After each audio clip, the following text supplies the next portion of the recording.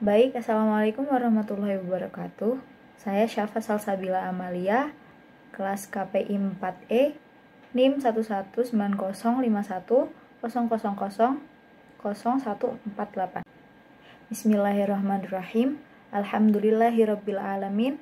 Wabihi nasta'in wa ala umurid dunya waddin. Wassalatu wassalamu ala ashrafil anbiya'i wal mursalin Sayyidina wa maulana Muhammadin wa ala alihi wa sahbihi ajma'in. Amma ba'du.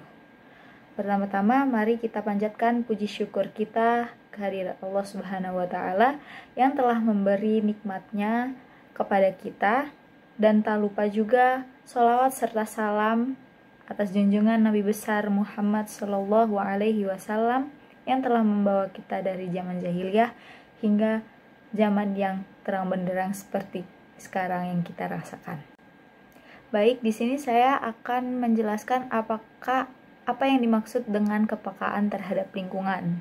Seperti yang kita ketahui, Rasulullah Shallallahu Alaihi Wasallam selalu mengajarkan umatnya untuk berlaku kebaikan, menghindari segala yang buruk, dan mendekatkan kita kepada yang baik. Seperti yang kita ketahui, mungkin semuanya udah pernah pada dengar apa itu hadis tentang menjaga kebersihan, yaitu an-nadzafatu minal iman.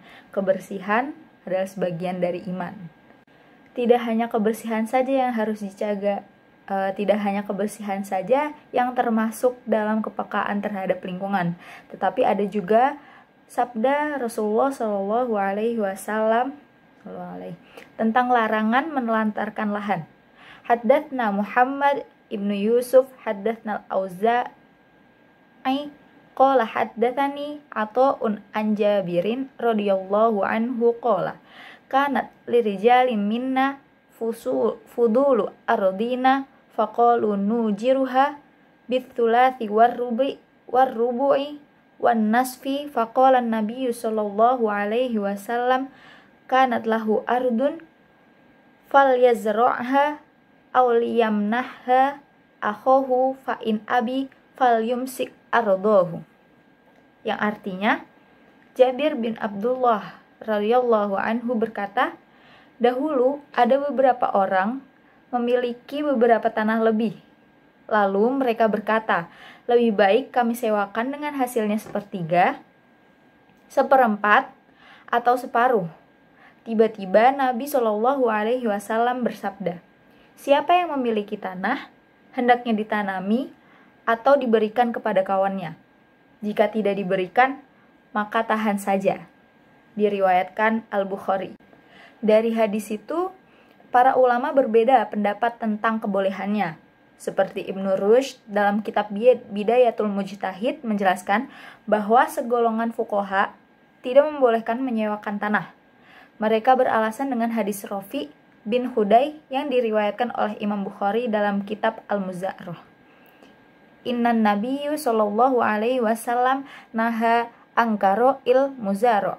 Bahwasanya Nabi sallallahu alaihi wasallam melarang menyewakan lahan. Hadis riwayat Bukhari. Sedangkan ada juga ulama yang berpendapat bahwa boleh menyewakan tanah asalkan imbalannya uang atau dirham. Lalu di kepekaan terhadap lingkungan itu ada juga pujian dalam menanam pohon untuk pelestarian lingkungan.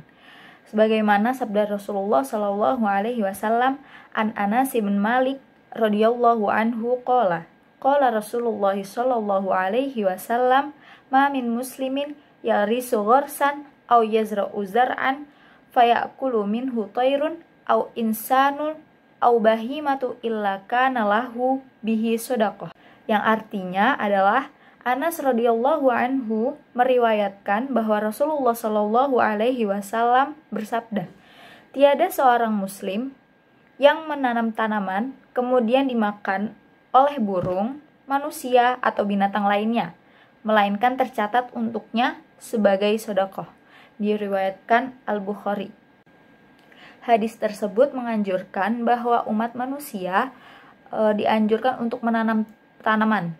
Jika tanaman itu berbuah, berbunga, dan akhirnya dimakan oleh manusia, binatang, entah itu jatuh lalu dimakan binatang ataupun dicuri sekalipun, itu baginya tetaplah pahala.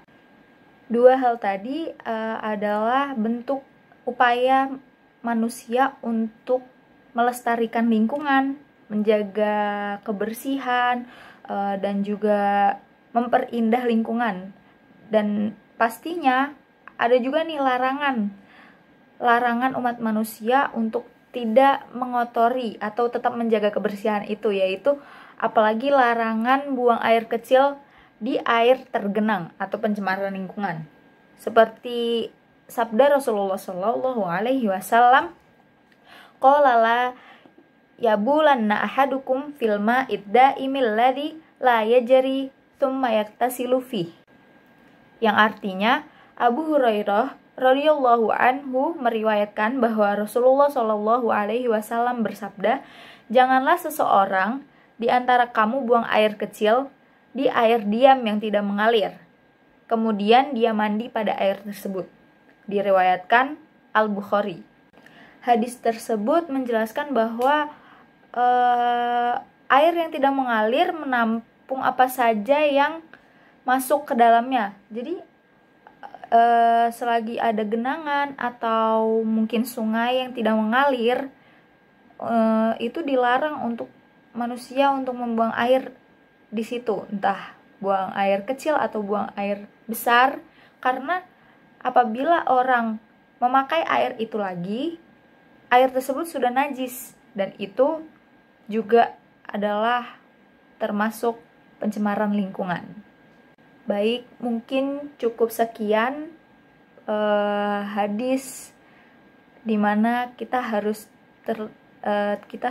peka terhadap lingkungan, sebagaimana yang Rasulullah Shallallahu Alaihi Wasallam telah ajarkan kepada kita.